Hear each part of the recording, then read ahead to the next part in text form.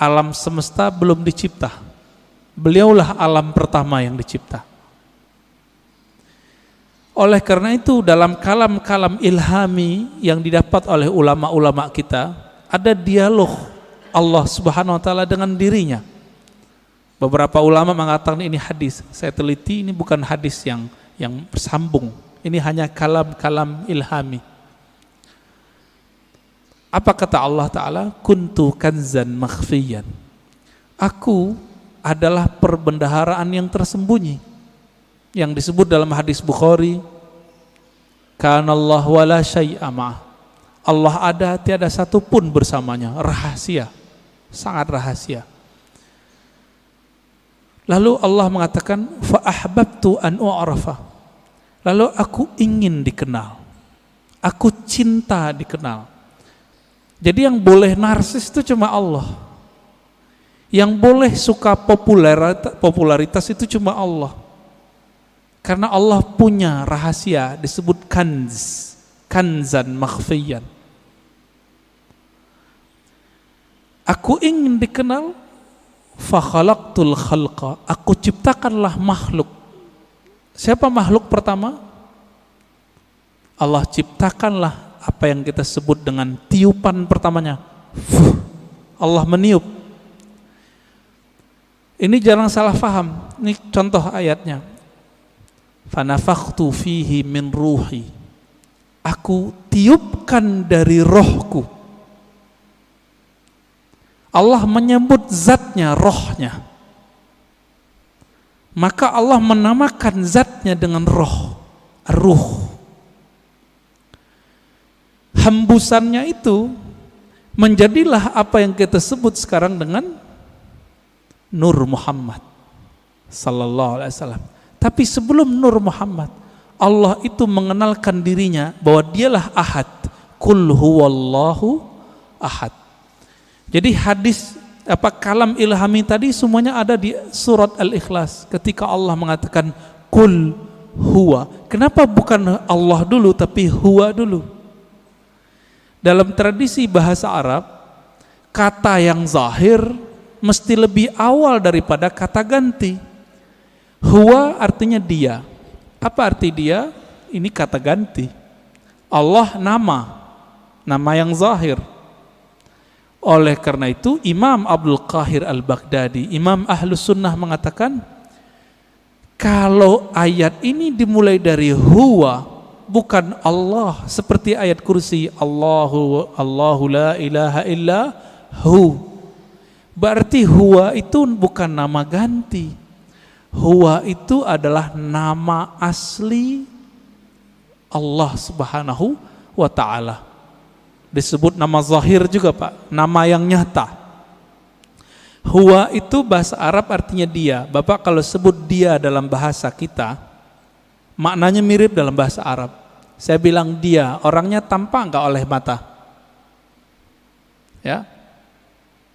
Tadi saya ngobrol sama beliau nih. Kita cerita tentang Habib Qais, beliau khutbah.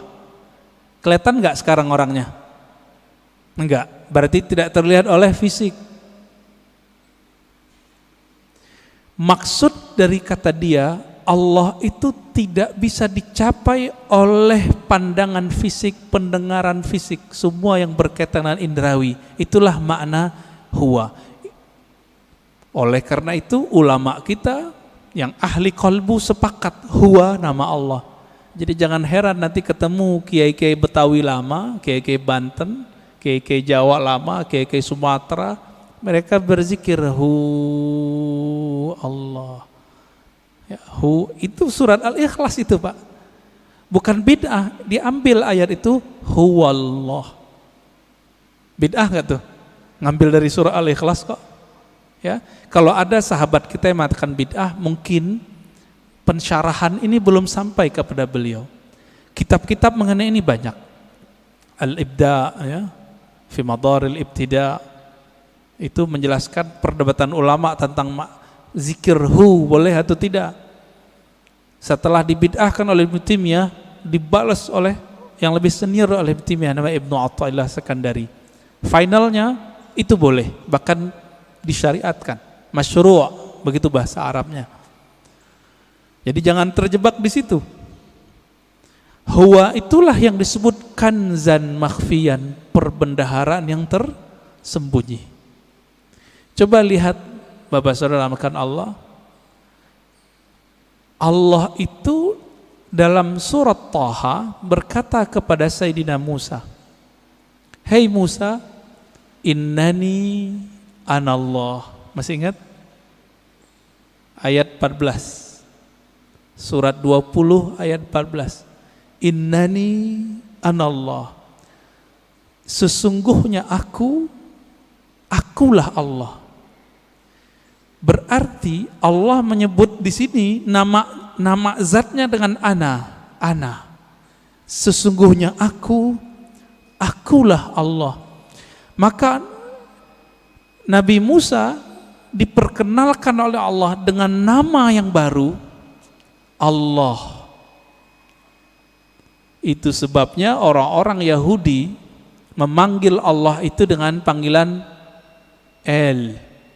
Allah itu bahasa Arab, Pak. Dalam bahasa Ibrani, El. Siapa yang menjelaskan ini?